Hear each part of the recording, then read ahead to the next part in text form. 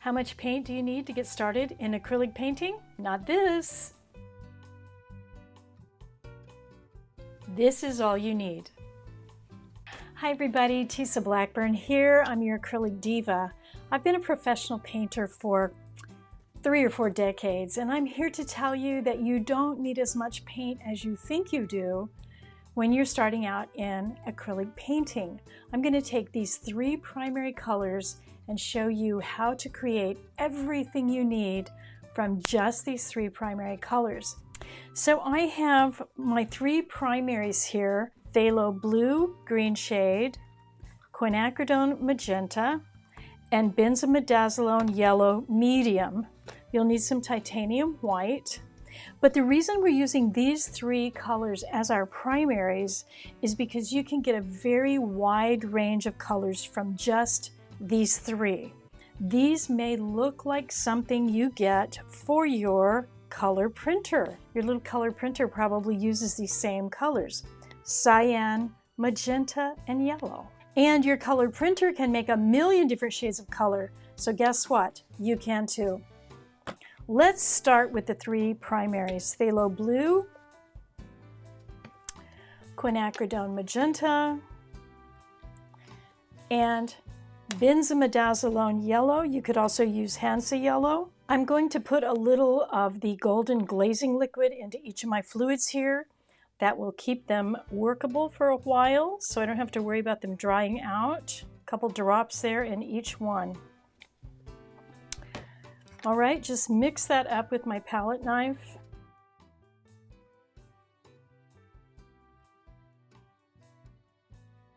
If we look at the color wheel, you'll see that my primary colors are here, here, and here.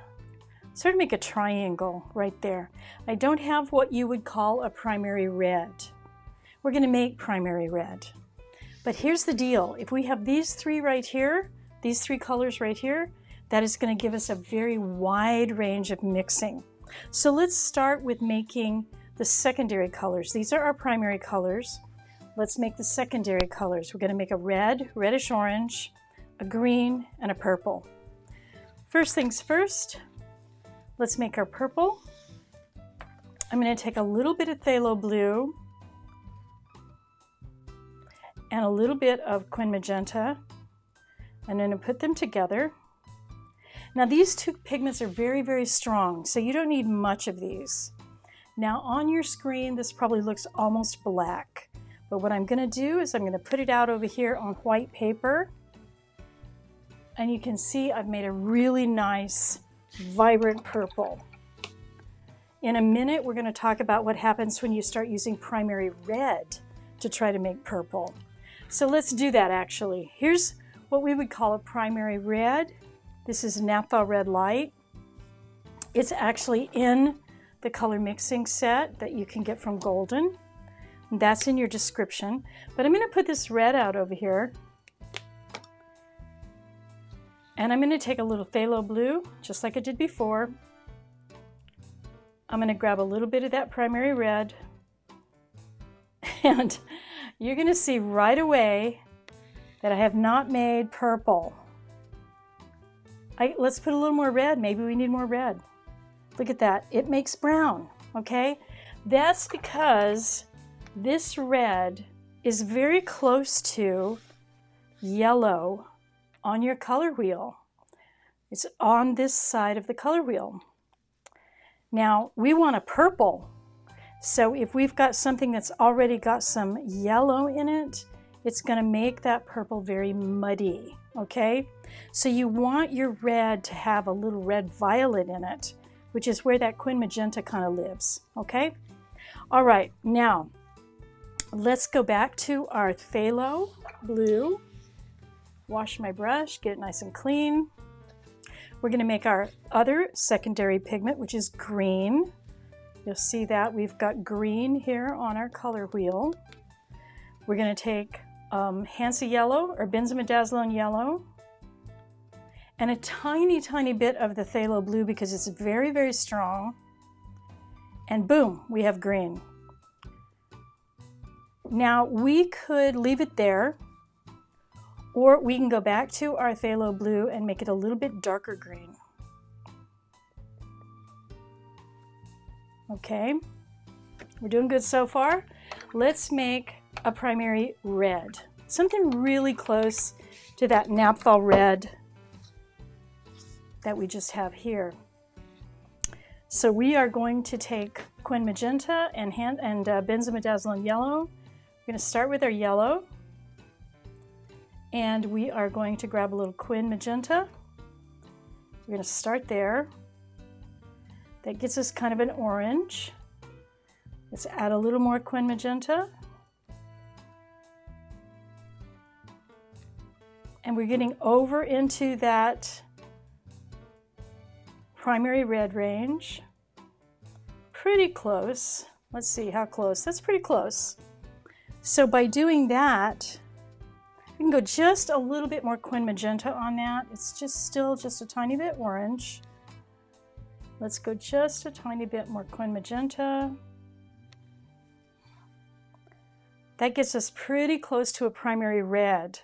Now we've got our primary colors and our secondary colors all from these three right here. That's all we need.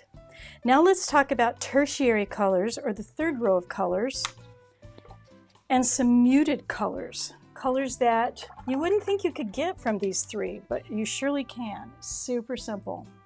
So let's make a purple again. I'm going to take a little phthalo blue. I've got a purple going right here. I'll get a little Quin Magenta, get myself a purple going. I'm going to put a little bit of glazing liquid in it so it can stay workable. Just a drop. I only need a drop. That'll keep that workable for me. It's a little on the blue side, so let's put a little more Quin Magenta in it. Let's check it over here. A little bit blue. I want a little more Quin Magenta in that. There, that's where I want that. Now I want to make something in the range of burnt umber. You may be thinking I'm crazy, but that's what we're going to do. So let's grab a little of our benzimidazoline yellow. We're going to put it right into that purple mixture. Let's bring it over here and check it. Okay, that's almost black. I've got a little blue on my brush. Let's clean my brush. It's a little too black. I want it warmer. So what that means is I need a little more Quin Magenta.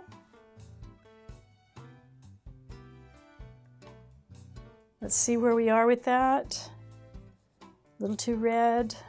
And you see how we're mixing this very broad range of colors. Even though it's not burnt umber yet, it's still giving us these big mixtures of colors that you can't get with primary red, primary yellow, and primary blue.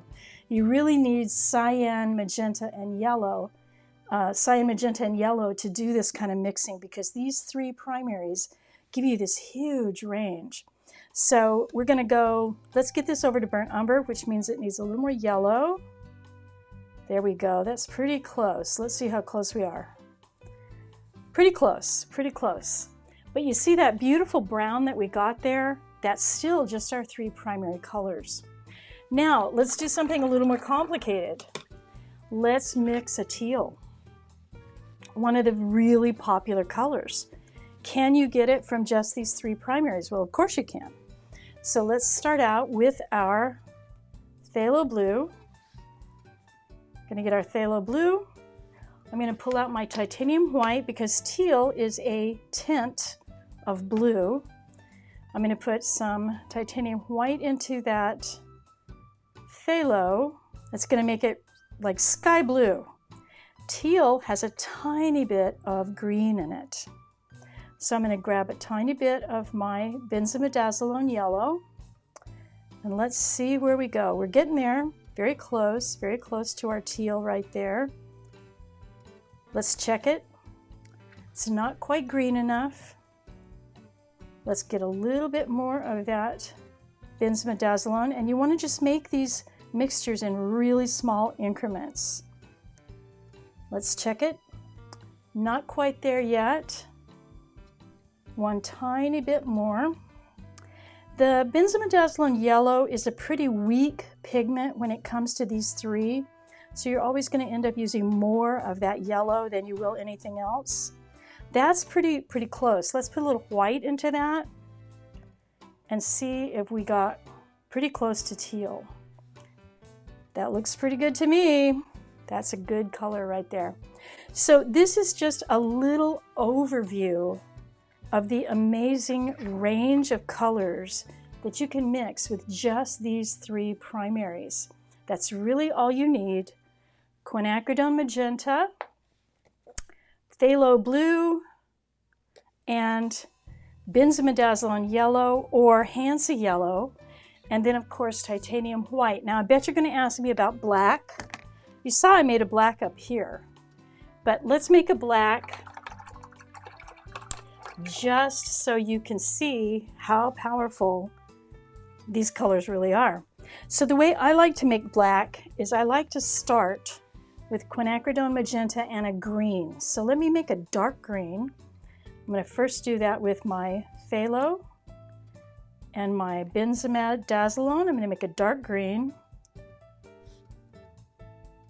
Now I'm going to grab some quin magenta, get my quin magenta there. I'm going to start there. That's looking pretty good. That might be a little on the purple side. Let's check it on paper.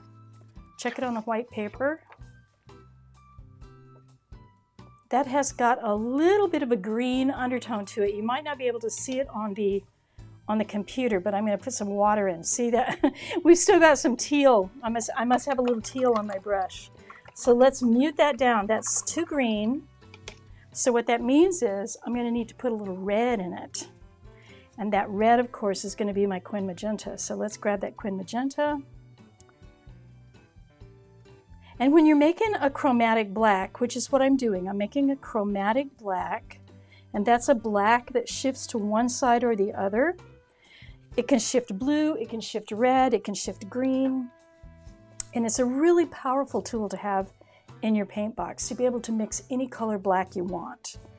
So that's a pretty good black. It's a little on the purple side.